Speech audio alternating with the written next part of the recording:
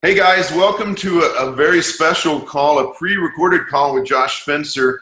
Josh is a buddy of mine, and I talked to him about doing a call for us, and he's built his business to a spot where he honestly, he was like, well, you know what, as long as we do it before 5 p.m. because weekends or evenings are my family time, and Yeah. I think that that's something that we can all aspire to, and I'm excited to share some time with him right now. So we're going to record this, and I'm going to put it up on the team page, and you guys can use this as a resource later. But let me just explain to you who Josh Spencer is for some of you newer coaches who maybe don't know.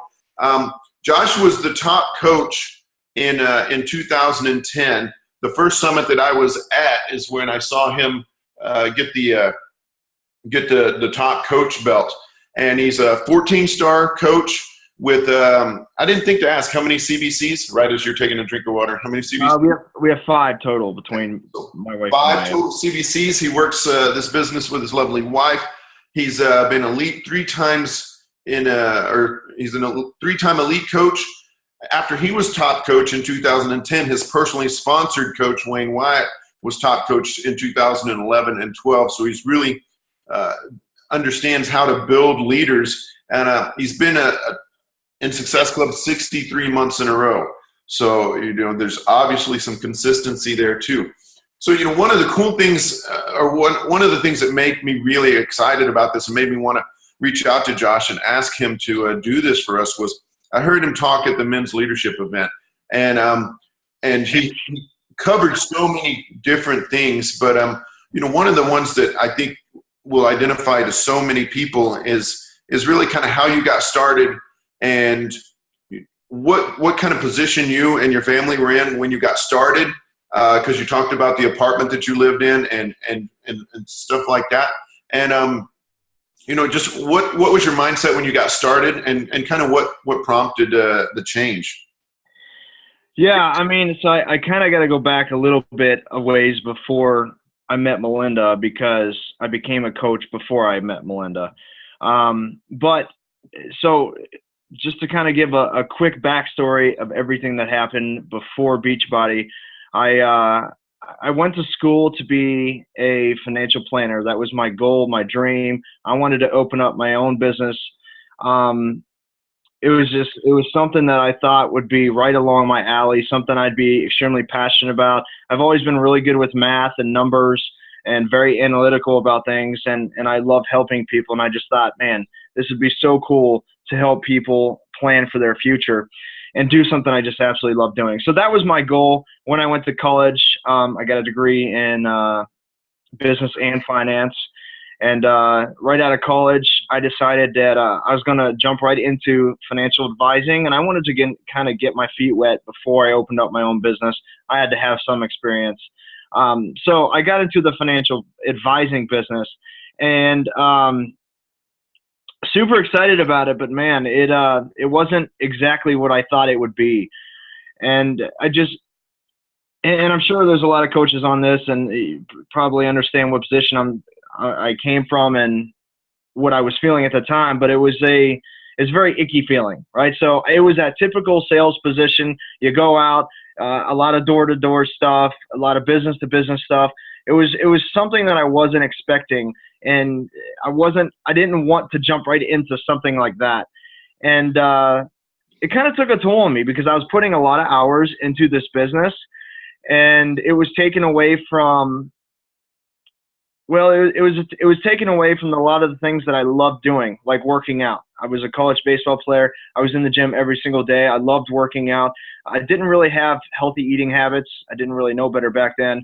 But the whole stress of this new career and the time constraints that it put on me, because I was working about 16 hours a day, it took its toll on me. I stopped working out. I kept my bad eating habits, and I gained about 30 pounds very, very quickly within probably 2 or 3 months. And I just became super. I just lacked confidence in myself, and it really was affecting everything that I was doing for my relationships. I was in a relationship at the time, a long-term relationship, and it was affecting my career, because if I wasn't having confidence in myself, how are other people going to have confidence with me, especially when it comes to something like their finances? So I knew I needed to get back on track, and I did some research. I found P90X. To make a long story short, we're 90 days through the program. I went through it, and it just changed my life. I got into the best shape of my life. I got my confidence back, but I didn't become a coach right away. So my coach, Barbie Decker, I was actually a free customer lead of hers. I don't know if you knew that, Chris, but very interesting. So I bought, and I'm okay to say this, and I hope you don't get upset, but I bought P90X off of eBay years ago.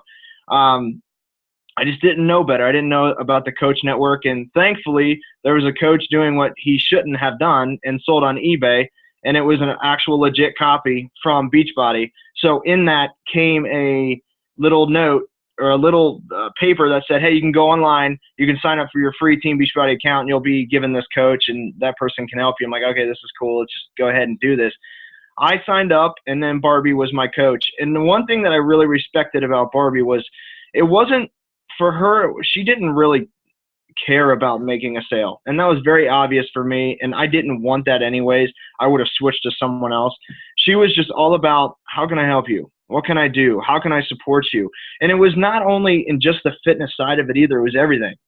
So she was there to support me through all the rough things that I was going through in my life, because I went through a really bad breakup at that point, and I was still struggling with my career. I was trying to find my place in the world and what I was supposed to be doing with my life, and she was there to support me 100% through it. So I had a lot of respect for her, and she asked me to become a coach, and I just flat out told her I'm not ready to do it because I have so many other things going on in my life. So I turned her down, and it just got to a point to where everything that was going on in my life was just destroying me. I had the fitness side of it, which was kind of my escape. So I was working out. That was my escape from everything. But like I said, I was going through a very hard breakup, and I was drinking every night. I was coming home and drinking every night. I was by myself. I was in a really, really dark place. And finally it got to the point to where I just knew I needed to make a decision to change. And I actually took a vacation by myself. I went down to Myrtle Beach for a week and just thought about my life, what I wanted from it, and just something hit me, and there was a clarity. And God spoke to me then. He said, Beachbody coach, you know that this is the path that you're supposed to take. And I knew that. It just felt like it was the right thing I needed to do. I just wasn't ready. So I got back from the trip, and I said, all right, let's do this. And that was when I signed up in July of 2008. So I struggled in the business a lot, and a lot of coaches can relate, because I think everybody struggles, especially within their first 3 to 5 months, even to a year. I struggled for about a year and a half, maybe a little less than that. I met my wife not too long after I signed up, probably about 6 months after I signed up. And, her and I, we were going through some very, very rough times for about a year after that. So, I couldn't afford to pay my bills. I eventually quit my financial planning job or financial advising job, and I started working for my dad. I was doing that part-time. I was working on Beachbody part-time, but I wasn't making enough money through either of those to really support the whole family that we had going on here. And it was very hard on me personally. So I remember getting to a point in my life to where, again, I kind of just got to that. I've had enough. Like, enough is enough. I'm tired of struggling financially. I'm tired of not being able to pay my bills. I'm tired of being in debt. I'm tired. And we actually were living in a 1-bedroom apartment. Our daughter, Madison, was sleeping in our only bedroom. We were sleeping on the couch for about 2 years. And, that's what we had to do to get by. And we were totally okay with that. But it just got to that point where I had to look at myself in the mirror and say, what the hell are you doing, man? Like, this is your family. It's your responsibility to take care of your family, and you're just not doing that right now. So a switch just suddenly flipped in me, and I just took ownership of my business. and I started doing everything I could to learn about the business. I started doing research on different ways that I could reach out to new people, whether that was through online marketing, through websites and SEO, or Facebook stuff or different chat forums. I was everywhere. I mean, but I was doing research trying to figure out where all these places were to where I can go and I can help people. And I could start building a business this way. So that's what I did. So for about, I don't know, a year or so, I really spent a lot of time just doing tons of research. I also took the time and talked to a lot of the coaches who had done some very successful things in the business, because that's who you learn from, the people who have done it right. So I was so very fortunate to have a lot of people actually say, yes, I will sit down and I will talk to you. Even though you're not on my team, I will sit down and do it. And to this day, I'm so thankful for those people, because they had such a major impact on me and my business and my life. But it just got to the point where things started clicking for me. Things started clicking, and this was late 2009. And I made a decision in 2010 to go for the top coach. And I really, really wanted to get our family just completely out of this crappy situation that we were in. We were on government support too. I don't think I mentioned that anywhere. There's nothing like walking into a grocery store and going to the checkout line and having to give them the EBT card, or I don't even know what it's called anymore, but it's an embarrassing thing as a father, especially, to have to do that. And it just got to the point to where I couldn't do that anymore. So I wanted to go for top coach. I knew I have an incredible belief in what I can accomplish. I've always had that. It all goes back to, back in my baseball years, my dad taught me at a very young age that you can accomplish whatever you believe is possible. And he started me on personal development at that age. I started reading The Magic of Thinking Big, which is by far the best book I've ever read. I probably read it 4 times. I'll probably read it again a couple more times in the future, but it had such a major impact on my life. But I believe, like, I have these visions, and I know I can do it because I have the work ethic to accomplish that. And I think that we'll talk a little bit about the work ethic here in a little bit. But I was 100% committed to reaching that goal in 2010. And it's really interesting because in January, I don't think I shared this with you, Chris, I didn't reach Success Club in January. But I did in February, and that was my first month of reaching Success Club, and it was Success Club 10, I believe. And then it just kind of just exploded from there. But I went from, it's so crazy. I went from making $300 a week to $4,500 a week in just a year. And that was 2010. And that's because, you know, it was a lot of effort, right? It was a lot of effort. It was a lot of hard work. But I had the support of my wife. And there was a certain point, and I talked about this at the men's retreat. I sat my wife down on the couch, and I just said to her, I said, listen, if you can give me 1 year of sacrifice, I will give you a lifetime of freedom.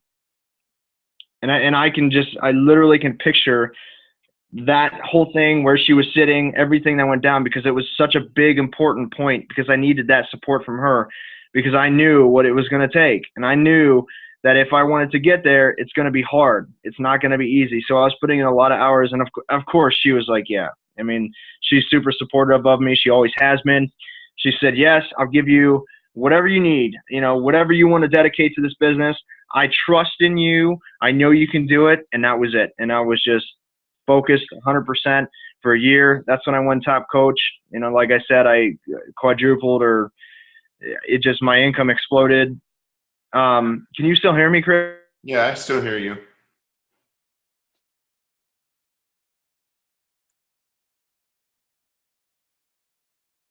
No, we're still here. Oh, sorry about that, man. I don't know what's going on. Yeah. Did I freeze a little bit? For a second. That's all right though. It was a striking freeze. Okay. Was it a beautiful? It wasn't. It was good. So anyways, I mean, just to finish up that whole part of the story. So she gave me all the support I needed. I was 100% focused for a year. My income exploded. I think I went from 1 star, no, not even, well, yeah, it was 1 star to 11 star. I think I broke 11 diamonds or 12 star, 11 diamonds in 2010 alone. So it was just, it's the type of effort that you want to put into it. What you put in is what you're going to get out of it. That's how I've always been. That's why I was able to go from being this scrappy little 12-year-old kid to a college scholarship on baseball, and eventually winning a national championship in college, and getting national, regional, and all conference honors my junior and senior years. It's not because I had the most talents, because I had the best work ethic. Right. And that's how I've always been. So I'll stop there. Is there anything that you want me to just specifically address? Well, I want to point out a couple of things. And one is, you signed up, if my math is right, as a 23-year-old. Is that right? Yeah. Give or take. And then top coach at 25. And then the Millionaires Club before 30? It's 27. At 27, you're in the Millionaires Club? See, that's pretty amazing, because, a lot of people, I know when I was 27, I'd been a cop for 2 years, but still I didn't have the kind of, up and at 'em that you've got, or that you have still, even when I was 30. But that's awesome. So let me ask you one question. What does that look like? When you say to Melinda, give me a year, how many hours a day are we talking about? And this is always I'm always very hesitant to answer this question, just because it's tough. I made some. Here, let me interrupt you then and preface this. Okay. Because I'm not asking you what it takes to be successful, right? I'm asking you what it takes to make top coach after not making Success Club in January. So, this isn't like what an average guy does, or an average girl. This is how hard I worked to go from not making Success Club in January to top coach in the year. And yeah, so I think that people think that higher level coaches, that they have some sort of magic trick, No. And that it's not just time and effort. No. It is. It's all time and effort. And okay, and I get what you're saying. And for me, I was waking up early in the morning, 6 a.m., 7 a.m. I was working until about 1 or 2 a.m. Okay. I took some breaks in between there to spend some time with Melinda and Madison, but I was just 100% focused. So I was working a lot of hours. But here's the important thing that you got to understand, is that I was motivated to do that, right? So I had that deep why. And this is an important thing, and this can be a whole conversation on its own, but I had that deep why to keep me motivated for an entire year, getting up every single morning to put in that type of effort and that type of time every single day. So we have all these coaches on listening to this call. You got to find that, right? And I'm sure that you've talked about that many times, and you'll hear every other top coach in the business talk about it, but you have to find that one thing that is going to get your ass up and going every day and keep you going over a long period of time. It's one thing to do that for a week or two. It's another thing to do that for a year. It's hard. It is super hard. But every morning that I woke up, there were two things that I did, okay? So I had this dry erase board, a white dry erase board that I might have bought from Walmart or something, and I hung it in my living room, and I wrote Top Coach 2010. So when I woke up every morning, I walked into my living room, and I just stared at that for a few seconds, because that reminded me of what I needed to do that day, and that I needed to stay focused to reach my goals. But the other thing I thought about was, what was I going to do today to help me create that freedom for my family that I want to create for them? Those were the two things. So looking at my goals and thinking about how bad I wanted to change our situation around and create that freedom. And guys, here's the thing. 1 year changed my life around. Just 1 year. Obviously I'm still very engaged in the business. My schedule is a whole hell of a lot different than it was back then, but I'm still engaged. But it's not like it was. And that was it took a lot of time to do that. It was very hard, but I can't even explain to you the freedom that I have now because of that 1 year sacrifices. And it's so interesting to me because you have people that they aren't willing to do that, right? So they aren't willing to put in that type of time for a year. And I'm like, man, it's like, here's what I want you to stop and think about for a minute. If you keep doing what you're doing right now, right, and you keep just being an average coach, if you keep building at this rate, do you understand how long it's going to take you to get that freedom that you're working so hard to achieve? So to me, it was either do this for a year and have, 60 something years of the freedom, or do it for 20 years and have less time left, right? That was a no-brainer for me. That's why I do it. So that's what it looks like. And what did that consist of? It was reaching out to new people every single day. That was my main focus. That was my priority. Finding different avenues, whether it was on social media or talking to people outside of social media, outside of the internet. I had to find ways to get myself out there, share my story, because my story was a powerful one. I had a great story. I had great results. I wanted to get those out there. So I found every single way that I could to get myself out there. But at the same time, I was reaching out to people. I was building relationships. I mean, there was a point in 2010 where I was signing up 110 customers a week. Wow. And it was just because I was out there so much, talking to so many people. And that's what it took. I mean, I'm not going to sit here and say it's easy, because it's not. It was hard. You touched on something there that I want to just maybe highlight just a little bit, which is you had an amazing transformation, and your YouTube video got like 11 to 12 million views or something like that, right? I mean, it was one of those things. When we went to Summit, that was who you were to me. The first time I met you, I was like, that's the guy, from YouTube with the P90X video. And so that's one of the things, one of the many things that you've talked about that I kind of harp to my people is you got to get in here and crush one of the programs. And it's so much easier now, a 21-day fix or a 21-day program as opposed to 90 days. But you have to show that this stuff works, and you have to show that even it works even for busy people. But right. So, how about that video, and how big a deal did that play in your just your transformation? Yeah, I mean, the YouTube video is huge. And here's the thing, guys, is that, and I talk a lot about this with my team. Okay, so this isn't something that they're going to hear for the first time if I do share this with my team, and I hope you allow me to do that. But the program. So you have people that they don't want to commit, right? They don't want to commit to the program 100% and get those extremely great results. To me, that doesn't make much sense. I don't get that, because here's the way I see it. The commitment to a program, 100% commitment. We're talking about don't drink alcohol for 90 days. If we're doing something like P90X, or now you have 21-day fix, whatever. But let's do the P90X for an example. You don't drink alcohol. You eat 100% clean, and you work out every single day. The thing, if you can do that for 3 months, that will literally change your business. That will change your business, because when you have the results, that gives you credibility. Right? It gives you credibility, but not only that, here's another important thing. During those 90 days, guess what you're going to learn? You're going to learn the importance of hard work and commitment over a long period of time. Like I said a little bit ago, it's easy to do it 1 or 2 weeks. It's hard to do it more than that. It's hard to do it long term.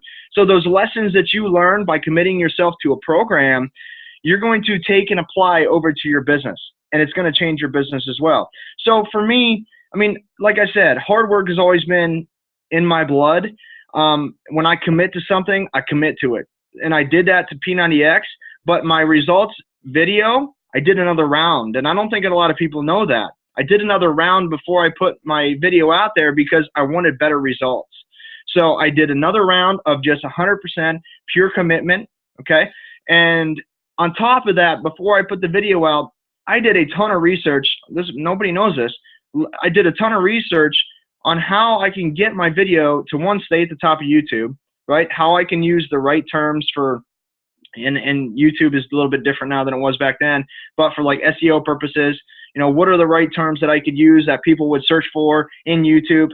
I don't want to get into that, but is a very complex thing. So I spent a lot of time studying up on that, talking to other people who had that experience with YouTube and the success in YouTube, and I applied that. So I got my results. I committed myself. I got my results. I did it the right way the first time, got my video out there. It went viral, thankfully. And man, I had a lot of people coming to me for that, but I spent all of my time was spent on follow-ups. I mean, I was out there just following up with these people every single day, and it wasn't I was trying to sell them anything. That wasn't what I was trying to do. I was trying to help them. You know, my goal ever since I got started as a coach was to help people. That's been my mission, and I love it. I love helping people. I've always loved helping people. That's what keeps me going in this business. That's what keeps me fulfilled, and that's what I was doing. So I was just helping people step by step, and just helping them change their life. And that was my mission. And that's why things grew so big and quickly for me. YouTube was just one of the many things I was doing. But the results, man, that is just so crucial to your success as a coach.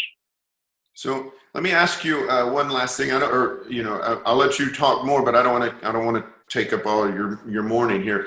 But I think that it's interesting when we look at top coaches and we look at the belief system, the belief that you can do it. I mean, I say this mildly tongue-in-cheek, but I believe that I could be top coach, but I don't want to work 20 hours a day like you did.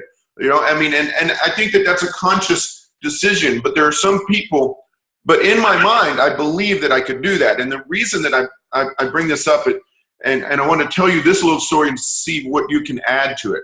Because I was talking to a coach in Cancun who was there as a guest, an Emerald coach maybe.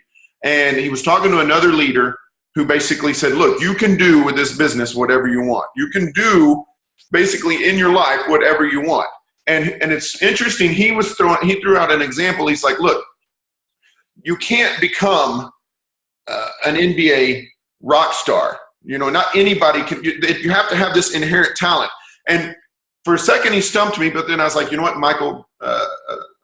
Larry Bird. Sorry, not Michael Jordan. Larry Bird. Larry Bird threw 3,000 free throws a day. From adolescence to adulthood, so that he could be the rock star in the NBA that he was. He was widely known as not having talent, and so the guy's like, well, what about like an astronaut? And I was like, well, you know what? I probably couldn't be an astronaut. But then my brain really doesn't let me say, no, you can't do this. And I was like, you know what? That guy who runs Virgin, he's putting planes in space. That's going to happen. So if I want to start working towards saving enough money to where I can be on one of those planes, then I could be an astronaut. I mean, and there's it's a super small list of stuff that I would allow myself to be like, no, I couldn't do that if I worked hard enough. I mean, is that a mentality that you can relate to, or do you have something to add about that? No, and I agree with that. I mean, it's yes. I mean, you can do and accomplish whatever you want to accomplish as long as you put the effort into it, right? It's like a conscious effort. It can't be a half-ass effort. It has to be a conscious, focused effort over a long period of time. If you want to be an astronaut, you got to put in the time in learning how to be an astronaut, right? And you actually have to go up and train. And it's the same thing with every single thing that we do, right? And it's just like me with baseball. That kind of transitioned exactly to what we were talking about at the men's leadership retreat with me and my baseball experience. And for those of you who have no idea what the heck we're talking about, my dad, when I was 12 years old, he made me go down in my basement and he had me hit 500 balls off the tee one night, just randomly one night, called me down and said, hey, son, I want you to do this. I was complaining, but I did it. And he had me do it the next night, and the next night, and the next night, a month later, 2 months later, 4 months later. And finally, and I wondered why he was doing this, but after about a month, and, my hands were all calloused, and, I was bleeding everywhere my first time, but they eventually got calloused. And I noticed that, one, I could see the ball better. Right, so I could see the ball a lot better. I was starting to get confident in myself. My form was a lot better. My muscle memory was a lot better. Everything was just kind of adding up, and all of a sudden, I saw myself improve in my batting average in baseball. And it wasn't a huge, drastic thing, but it was enough to where I finally realized that the hard work that I was putting into it, I was getting right back out, and I was getting it in results. So at that point, I just became consumed with working hard, and he didn't have to tell me to do that anymore. I went down and I did it myself. Eventually, it got to the point to where I wanted to become a switch hitter, right? So, and this is very, very rare for this to happen. But when I was 15, I think 14 years old. At 14, as a baseball player, you already have your muscle memory, right? So I was a natural right-handed hitter, and I just decided, you know what, I'm going to go for left-handed too. At 14 years old, and I'm just now about to enter high school, and I wanted to make the varsity team, and I decided that I'm going to do it. I'm just going to go for it, right? So that kind of is right along the lines of what you were just talking about. I mean, I just did it. I just went out and I did it. I had a goal. I had a vision. I had a belief in what I could do. So I went down in my basement, and guess what I did? I hit 500 balls off the tee right-handed, and I hit 500 balls off the tee left-handed. And I did that till I felt comfortable enough with my left-handed swing that I could take it and apply it in the game. That was 1 year. In 1 year, I did that. 1 year of practice, I was able to go into my games and become a left-handed hitter. Eventually, my junior and senior years in college, I actually switched over to all left-handed hitting because I started at a later age with it, and it was so brand new, and I got my muscle memory, my form proper, right? So there was a lot of errors that I had in my right-handed swing that I didn't have with my left-handed swing because I started it at a time I had the knowledge. So I went to all left-handed, and it made a big difference in my career. But no, absolutely. I mean, I 100% agree. You can do what you want to do as long as you make a decision and a conscious effort and put in the work that you want to do to accomplish it. That's or awesome. that you need to in order to accomplish it. No, So. I think that's fantastic. And I think that you know, it may not be switch hitting, but I think most of the coaches at a high level are going to have some sort of mindset story along those same ways, you know, and so I really appreciate you taking some time with us today, and I'll certainly send you a copy of this too, so you can share it with your team. So, you know, I guess next time I'll see you is in Summit, and look forward to hanging out there too. Yeah, absolutely. It's crazy. It's coming up so quickly, but it'll be a fun little trip. Yeah, it's awesome. So, all right. So I'm going to stop this recording here. Thank you so much for your time, brother. All right, man.